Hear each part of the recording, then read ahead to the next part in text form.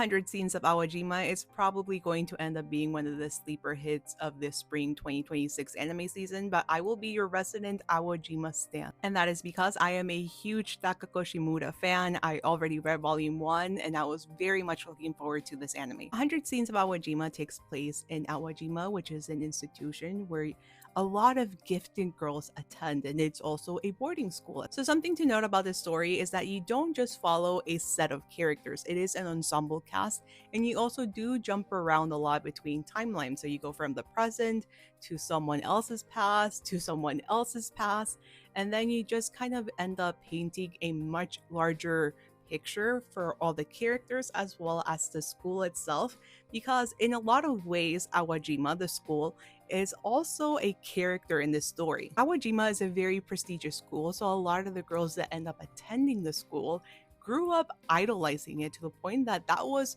their whole dream. They were working towards actually attending Awajima. And that is very much what happened to Wakana. When she was a child, she recalled watching a performance that moved her, and she aspired to be a performer just like the person on stage. Because Wakana grew up idolizing Awajima and dreaming about it, when she actually makes it to the school and watches how the girls interact with one another, she gets her idea of Awajima kind of shattered almost immediately. And that is because in an all-girls school, you will hear other girls talk bad about one another behind their backs. I know a lot of girls don't like to admit that they partake in gossiping and talking badly about their classmates, but it happens a lot. Especially in a school for the performing arts, where essentially all the girls are competing against one another. And it doesn't really matter how talented you are, because if the other students hate you, you will become their target. Episode 1 really captured how heartbroken Wakana was once she actually found out how the girls interact with one another. And she doesn't really understand how jealousy plays a big role in this school. But thankfully she is with an older roommate, Kinue, who definitely knows a thing or two about jealousy and cattiness. One of the things that really speak to me about Takako Shimura's works is how vulnerable they are. In her manga, you will see her actually